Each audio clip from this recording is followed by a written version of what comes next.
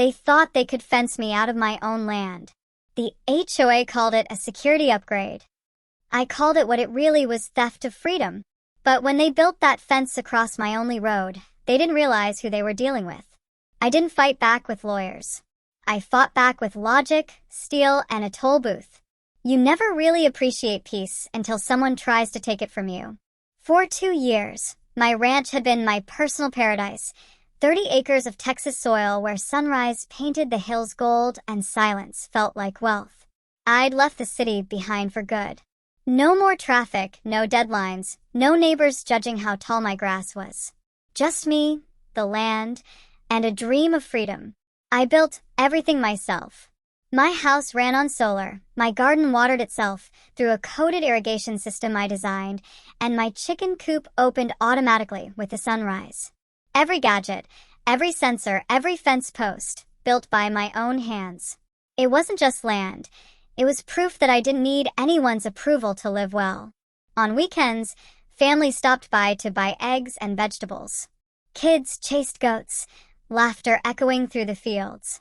Evenings ended on my porch with a cold drink, watching the last streak of sunlight fade over the hills. I thought life couldn't get better or quieter. But peace has a funny way of warning you before it disappears. Mine came in the form of a single envelope. A white letter from the Golden Meadows Homeowners Association. It looked harmless until I opened it. That's when the calm ended and the fight began. The letter was worded like something from a corporate office. Polite, stiff, and full of phrases like community improvement initiative and unauthorized road access. I read it twice before realizing what it meant. The HOA claimed the small road leading to my ranch, the only road I had, was part of their jurisdiction. They were reviewing access permissions and considering security enhancements. Security enhancements? That was their way of saying we're putting up a gate. It made no sense. My easement was recorded in the county records decades ago. I had legal, permanent access. Still, I could feel trouble brewing. A week later, another notice arrived. A mandatory community meeting to discuss new measures. I wasn't a member of their HOA. My ranch wasn't even inside their community boundaries. But somehow, my road was on their agenda. The night of the meeting, I drove my muddy pickup into their perfect suburban paradise. Freshly cut lawns, identical mailboxes, and residents who looked like they ironed their pajamas. Inside the community hall, people sat in neat rows. At the front stood a tall, silver-haired man in a designer suit, smiling like a politician. "Good evening, everyone," he said. "I'm Maxwell Bennett, your new HOA president. Tonight, we'll discuss the future of Golden Meadows and some necessary improvements." I didn't know it yet, but Maxwell was the kind of man who saw property lines as suggestions, not rules. And he had big plans for my road. The meeting started with small talk about landscaping and budgets. Then Maxwell clicked his remote, and a slide appeared showing Phase 1, Security Gate Installation. The diagram showed the gate, right across my access road. I raised my hand. "Excuse me," I said. "That's the only road to my ranch. I have a recorded easement." Maxwell gave me that condescending smile that rich men practice in the mirror. "Mr. Morgan, while you may have had some informal arrangement in the past, Golden Meadows now has responsibility for maintaining community safety. The gate is necessary. But don't worry, we'll give you access. For a small annual fee. $300 should cover it." The room went silent. I felt the heat rise in my chest. "You can't charge me to use a road I legally own the rights to," I said. Maxwell's smile didn't budge. "We'll send you the paperwork. Have a pleasant evening." That's when I realized this wasn't a misunderstanding. It was a power play. The HOA wanted control of that road, and if they got it, they'd control me. I left the meeting furious, but calm enough to know one thing. They just picked the wrong rancher to mess with. 3 days later, at sunrise, the rumble of heavy machinery woke me. Bulldozers and cement trucks lined the road. By noon, steel posts rose where open gravel used to be. By sunset, I stood staring at a brand new 8-foot fence, complete with an electronic gate. And just like that, I was fenced into my own property. I walked up to the workers, demanding answers. They shrugged. Just following orders, sir. Then Maxwell arrived, wearing sunglasses and satisfaction. Beautiful, isn't it? He said, gesturing to the gate. Security looks good on this community. I clenched my fists. You just blocked my only access road. That's illegal. He waved a piece of paper. Building permit. Fully approved. You'll receive your access card once your annual fee clears.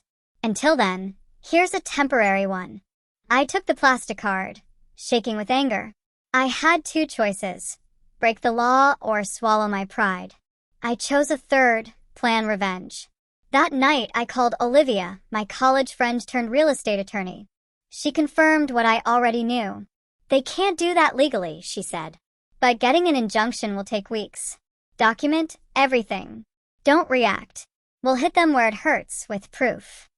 The next morning, I walked the fence line, measuring every inch. Something felt off. The gate didn't line up with my property marker.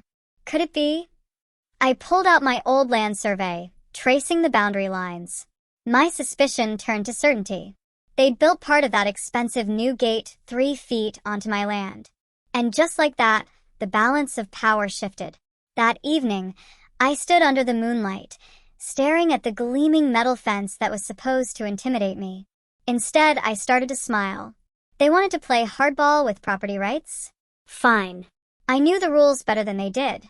I spent the next 2 days researching easement law and property encroachment.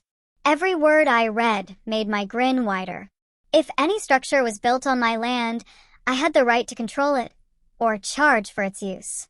If they could put up a gate, I could put up something better.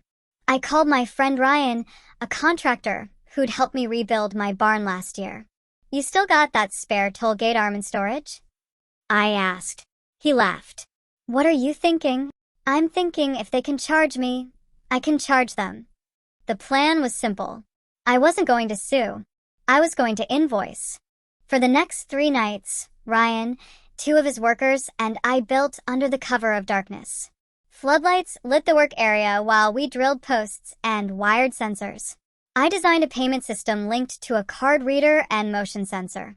Solar panels powered everything. By dawn Sunday, a professional-looking toll booth stood proudly beside the HOA's gate, right on my land. We printed signs. Private road, $20 PER crossing. Monthly pass, $100. By mid-morning, the first cars arrived, shiny SUVs slowing to a stop, drivers rolling down their windows in confusion. Good morning, I said politely. This section of road is on my property. HOA charges me to use their gate, so I'm doing the same. $20, please. Some argued. Others paid, grumbling. By noon, I had over $200 in a lockbox. And the best part? Every transaction was legal. When Patricia, the HOA manager, arrived, her face turned red. This is outrageous, she shouted. I smiled. So was fencing me in. By evening, Maxwell stormed down the road, phone in hand, yelling, "You can't do this. This is harassment. Call the police," I said calmly. I already did, to make sure it was legal. 20 minutes later, Officer Ramirez arrived, looked over my documents, and nodded. He's right, sir. His booth's on his property. This is a civil matter, not criminal. Maxwell's jaw tightened. This isn't over.